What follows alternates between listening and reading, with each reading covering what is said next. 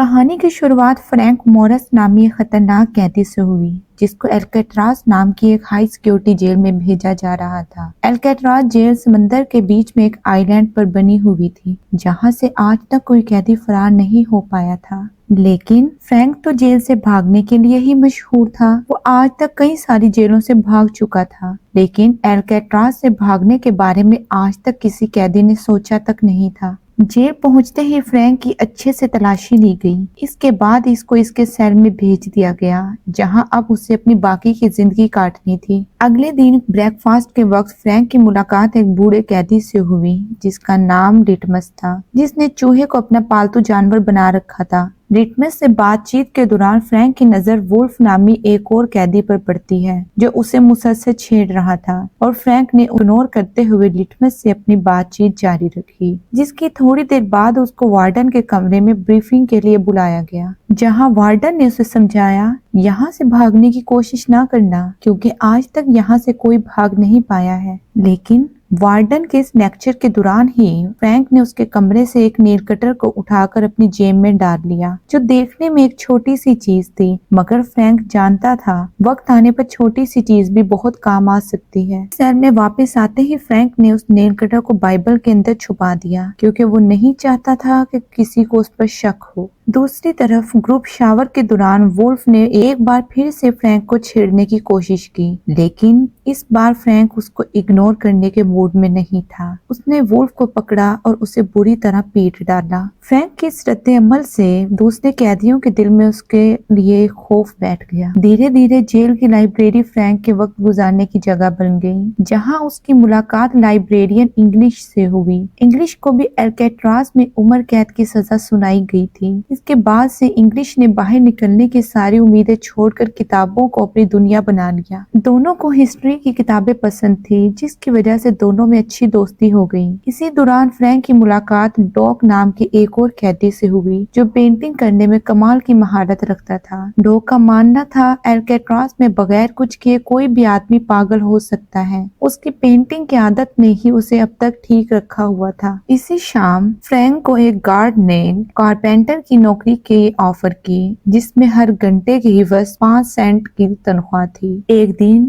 جب سب ہی قیدی اپنے اپنے سیل سے باہر تھے تو وولف ایک بار پھر سے آیا، لیکن اس بار اس کے پاس ایک ہتھیار تھا جس کے ذریعے وہ فرینک پر حملہ کرنا چاہتا تھا، لیکن عین وقت پر ڈاک نے فرینک کو چوکنا کر دیا، جس کے بعد فرینک نے اپنی جیکٹ کی مدد سے اس حملے کو روک دیا۔ اب وولف اور فرینک کے درمیان لڑائی شروع ہو گئی۔ جب گارڈ نے ان کو روکنے کی کوشش کی تو وولف نے گارڈ پر بھی حملہ کر دیا، جس کے بعد ان دونوں کو ڈی بلاک میں بھیج دیا گیا۔ ڈی بلاک در حقیقت ایک پنجرہ نما قید تھی جہاں قیدی کو اکیلا رکھا جاتا تھا۔ کوئی بھی قیدی ڈی بلاک میں رہنے کی بجائے اپنے لیے موت تجویز کرتا تھا، کیونکہ ڈی بلاک میں رہنا اپنے آپ کو موت سے بدتر زندگی دینا تھا۔ فرینک کو اپنے آپ کو بچانے کی غلطی کی وجہ سے یہاں رہنا پڑ رہا تھا۔ فرینک نہایت غصے میں تھا۔ 2 ہفتے تک اسے پنجرے میں رہنے کے بعد فرینک کو آزاد کر دیا گیا تو لٹمس نے اپنے چوہے کے ذریعے فرینک کو ویلکم بیک کا نوٹ بھیجا۔ اپنے سیل میں واپس آنے کے بعد فرینک نے اپنے پڑوسی چارلی سے بھی دوستی کر لی، جو وہاں بہت بڑی چوری کے جرم میں لایا گیا تھا۔ اس نے فرینک کو بتایا کہ اس نے بارڈر کراس کرنے کی کوشش کی تھی۔ اس کے بعد اس عمل نے اس کے جرم کو مزید بڑا بنا دیا۔ اگلے دن وارڈن نے بنا کسی کو بتائے جیل کا دورہ کیا، جس دوران اس کو ایک قیدی کے سیل میں اپنی ایک تصویر دکھائی تھی۔ پہلے وہ اس کو بہت پسند آئی، مگر اگلے ہی لمحے اس نے ڈاک کی بنائی سب تصویروں کو جیل سے باہر نکالنے کا آدیش دیا۔ اس کے اس فیصلے نے ڈاک کو اندر سے پوری طرح توڑ دیا، کیونکہ ڈاگ صرف اپنی پینٹنگ کے سہارے ہی تو زندہ تھا۔ اسے اپنی بنائی پینٹنگ سے بلا کا عشق تھا۔ فرینک نے ڈاگ کو بہت سمجھایا کہ کوئی بات نہیں، پینٹنگ ہی تو تھی، ایک نئے انداز میں پھر سے جینا شروع کرو، لیکن ڈاگ اس صدمے سے باہر نہیں آ پا رہا تھا اور کام کے دوران اس نے خود کی 3 انگلیوں کو کاٹ ڈالا، جو اس کی وارڈن کے خلاف ایک طرح سے بغاوت تھی۔ وارڈ نے فوراً ڈاکٹر کو بلانے کا میسج بھیجا اور دوسری طرف فرینک چپ چاپ کھڑا ہو کر ڈاگ کو دیکھے جا رہا تھا۔ اسی رات فرینک اپنے سیل میں بیٹھا تھا، تب ہی اس کی نظر وینٹیلیٹر वेंटिलेशन से निकलते कॉकरोच पर पड़ी। फ्रैंक को लगा शायद ये उसकी आजादी का रास्ता बन सकता है। तभी इंग्लिश ने उसे बताया कि वार्डन ने डॉग के सब पेंटिंग्स इसलिए बाहर निकलवाई थी क्योंकि उसे अपनी खुद की पेंटिंग पसंद नहीं आई थी। अगली बार खाना खाते हुए फ्रैंक की मुलाकात जॉन और चार्ल्स नामी दो भाइयों से हुई, जिन्होंने फ्रैंक को वॉल्फ के साथ हुई लड़ाई की वजह से पहचान लिया था। वो अल्काट्राज के बारे में बात कर रहे थे कि कैसे जेल से भागना नामुमकिन था, क्योंकि जेल समंदर के बीच में मौजूद थी, जहां आने जाने का कोई रास्ता नहीं था, जहां हर तरफ सिर्फ पानी ही पानी दिखाई देता था। लेकिन उनकी इस बातचीत ने फ्रैंक के दिमाग में नए आइडिया का बीज बो दिया। उसी रात फ्रैंक ने वार्डन के कमरे से चुराए गए नेल कटर से वेंटिलेशन के ग्रिल के आसपास लगे सीमेंट को खुरचना शुरू कर दिया। जैसे ही उसे गार्ड के पाँव की आवाज आई, वो नेल कटर को बाइबल में छुपाकर उसे पढ़ने का नाटक करने लगा ताकि उस पर किसी को शक ना हो। समय के साथ साथ फ्रैंक की मेहनत रंग लाने लगी। धीरे धीरे ग्रिल के आसपास की सीमेंट कमजोर पड़ने लगी। उधर जब इंग्लिश और चार्ली अपने परिवारों से मिलने के लिए गए तो इंग्लिश अपनी बेटी से बात करते हुए हिचकिचा रहा था, क्योंकि उसकी बेटी अब काफी बड़ी हो चुकी थी और इंग्लिश को अपनी बेटी का बचपन ना देख पाने का बहुत दुख था। दूसरी तरफ चार्ली, जो सिर्फ अपनी माँ की वजह से जिंदा था, उसको पता चला उसकी माँ की हालत काफी खराब है और उसके पास सिर्फ चंद महीने बाकी बचे हैं। तभी चार्ली के दिल में अल्काट्राज से भागने की इच्छा पैदा हुई। अगली सुबह फ्रैंक ने जॉन और चार्ली के सामने अपने जेल से भागने का प्लान रखा। प्लान के मुताबिक खारे पानी और हवा ने जेल की इमारत को काफी हद तक कमजोर बना दिया था, जिसकी वजह से वो सीमेंट को खुरच कर वेंटिलेशन ग्रिल को निकाल सकते हैं। इसके बाद वो इन्हीं ग्रिल से होते हुए पाइपलाइन तक पहुंचकर वहां से भाग पाएंगे। फिर बात अभी यहाँ अटक चुकी थी कि जेल से तो भाग जाएंगे, लेकिन समंदर पार कैसे करेंगे। चार्ली जेल के कपड़ों के डिपार्टमेंट में काम करता था। वो वहाँ से रेनकोट और थोड़ी बहुत रबड़ सीमेंट चुरा सकता था। फ्रैंक ने कहा,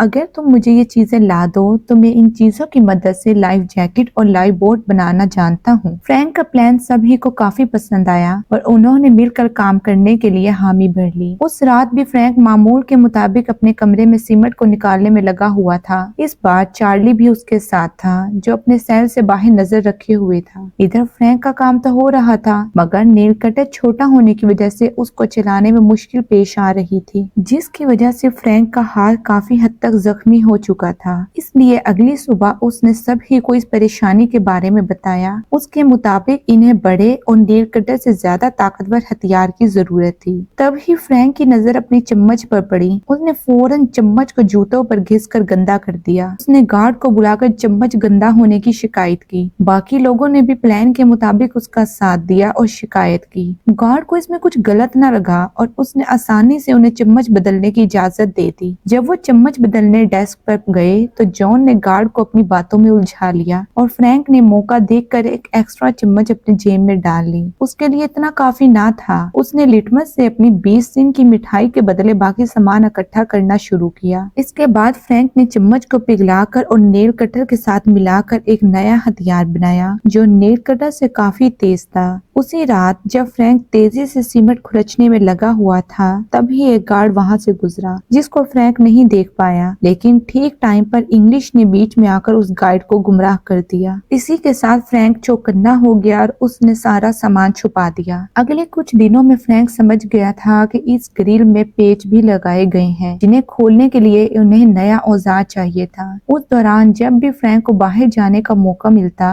तो वो ग्रिल से निकली सीमेंट को अपनी जेब में भरकर ले जाता और आहिस्ता आहिस्ता गिराता जाता। कारपेंटर शॉप पर काम करते हुए फ्रैंक ने चुपके से एक नया औजार तैयार किया, लेकिन उसे शॉप से बाहर ले जाने के लिए फ्रैंक को इसे मेटल डिटेक्टर से बचाना था। उसके लिए फ्रैंक ने लोहे का एक सड़ा हुआ टुकड़ा अपने हाथ में रख लिया। जब मेटल डिटेक्टर का अलार्म बजा तो उसने गार्ड के हाथ में वही सड़ा हुआ टुकड़ा पकड़ा दिया, जबकि उसका असल औजार उसके जूते के अंदर मौजूद था। रात होते ही उसने उस औजार की मदद से ग्रिल के पेच को खोल लिया, जिसके आगे पाइपलाइंस का जाल बिछा हुआ था, जो शायद उनकी आजादी का परवाना था। फिर फ्रैंक जानता था उन्हें अभी मजीद मेहनत की जरूरत है और इसीलिए उन्होंने नकली सर बनाने का फैसला किया, जिसकी मदद से वो गार्ड को चकमा दे सकते थे। उन्होंने फौरन सामान इकट्ठा करना शुरू कर दिया, जिसमें जॉन का काम था नाई की दुकान से बाल इकट्ठा करना, वहीं चार्ली के जिम्मे पेंट लाना था। दूसरी तरफ फ्रैंक ने इंग्लिश की मदद से कई सारे अखबार इकट्ठे किए। सारा सामान इकट्ठा होने की देर थी, फ्रैंक ने फौरन अपना काम शुरू कर दिया। सबसे पहले फ्रैंक ने अखबार को दीवार से निकली सीमेंट में मिलाकर इंसानी खोपड़ी का ढांचा तैयार किया, जिसके ऊपर पेंट और बाल लगाकर वो लोग गार्ड्स को चकमा देने वाले थे। अपने प्लान को और अच्छा और मजबूत बनाने के लिए उन्होंने उन्हीं अखबार और सीमेंट की मदद से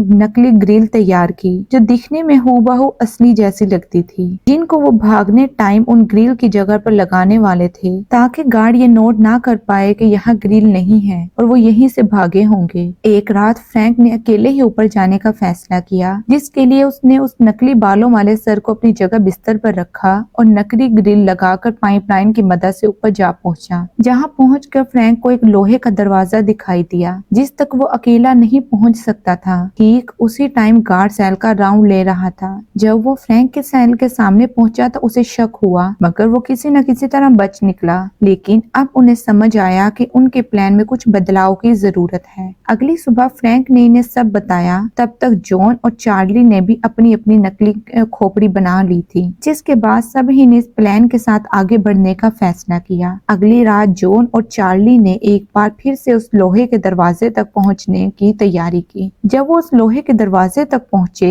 तो उन्होंने एक दूसरे की मदद से उस दरवाजे तक रसाई हासिल की, जिसे पकड़ते ही उन्हें एहसास हुआ वो लोग इस दरवाजे को काट सकते हैं, लेकिन उसके लिए उन लोगों को काफी एडवांस टूल्स की जरूरत थी। अगले दिन म्यूजिक क्लास के दौरान चार्ली की नजर एक पुराने पंखे पर पड़ी, जिसे देखते ही उसे लगा उसे इस्तेमाल करके वो लोग एक औजार बना सकते हैं। इसीलिए उसने अपने हिस्से की सारी मिठाई के बदले लिटमस के साथ सौदा किया और पंखे को बाहर ले जाने की तैयारी करने लगा। चार्ली ने पंखे को एक इंस्ट्रूमेंट बॉक्स में डाला, जिसे वो आसानी से बाहर ले आया। वो पंखा जैसे ही फ्रैंक के हाथ लगा, उसने फौरन ही एक औजार बना डाला, जिसके बाद वो लोग दोबारा लोहे के दरवाजे पर गए। इस बार अपने नए औजार की मदद से उन्होंने उस दरवाजे को काट डाला। उस दौरान शोर तो काफी हुआ, जिसकी आवाज गार्ड तक भी पहुंची, लेकिन गार्ड ने ज्यादा तवज्जो ना दी और उसे नजरअंदाज कर दिया। दूसरी तरफ फ्रैंक और उसके साथियों का रास्ता अब तैयार हो चुका था, जिसके बाद मंगलवार की रात दुनिया का सबसे महफूज जेल एल्केट्राज से भागने का फैसला किया गया। फिर मंगलवार सुबह नाश्ते के दौरान फ्रैंक ने डॉग की याद में टेबल पर एक सफेद फूल रख दिया, जिस पर फौरन वार्डन की नजर पड़ गई। उसने फ्रैंक को जेल की असूल याद दिलाते हुए इस फूल को कुचल दिया। वार्डन के इस बर्ताव ने सबसे ज्यादा गुस्सा लिटमस को दिलाया। वो जैसे ही वार्डन पर हमला करने आगे बढ़ा, उसी वक्त उसे हार्ट अटैक आया और वो नीचे गिर पड़ा। थोड़ी देर बाद वार्डन ने अचानक फ्रैंक के सेल की तलाशी ली, मगर उसे वहाँ कुछ न मिला, जिसकी वजह से वो बहुत ज्यादा डिस्टर्ब हुआ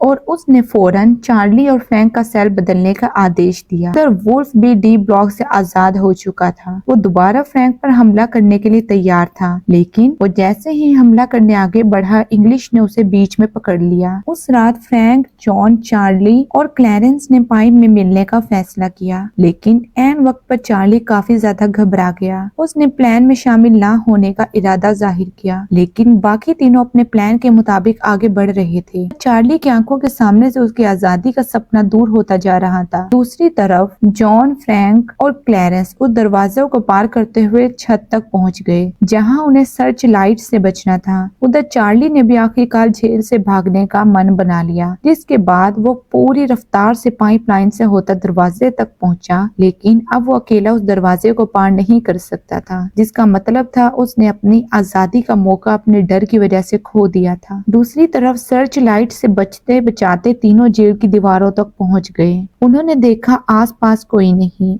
और फिर चुपचाप दीवार को पार करके जेल से बाहर आ गए। अब वो कैदी रोड को पार करते हुए समंदर के किनारे तक पहुंच गए। वो अच्छे से जानते थे कि किसको क्या करना है और वो तीनों तेजी से अपने काम में लगे हुए थे। उन्होंने जल्दी जल्दी लाइफ बोट्स में हवा भरनी शुरू की, जिसको मुंह से फुलाना मुश्किल काम था, लेकिन फिर भी अपनी जान बचाने के लिए उन तीनों ने ये कर दिखाया। अब वो लोग एल्केट्राज की सरहद से हमेशा हमेशा के लिए दूर जाने के लिए समंदर में उतर गए। अगली सुबह जब जब गार्ड्स राउंड पर आए, शुरुआत में तो उन्हें सब नॉर्मल लगा, मगर फिर उन्होंने देखा फ्रैंक अब तक सो रहा था। उन्होंने जैसे ही फ्रैंक के मुंह से चादर हटाई तो उनके 14 तबक रोशन हो गए। फ्रैंक की जगह एक नकली खोपड़ी मौजूद थी। पूरी जेल में यह बात फैल गई कि कुछ कैदी भाग निकले हैं। गार्ड ने फौरन अलार्म बजा दिया और जल्द ही ये भी पता चल गया कि 2 और कैदी भी जेल से भाग निकलने में कामयाब हो चुके हैं। फौरन इन तीनों की खोज शुरू कर दी गई। इन तीनों को ढूंढने में नाव के साथ साथ हेलीकॉप्टर का भी इस्तेमाल किया जा रहा था, लेकिन इसके बावजूद तीनों का कोई सुराग ना मिल पाया। कुछ पुलिस वालों को लग रहा था कि वो तीनों समंदर में डूबकर मर चुके होंगे,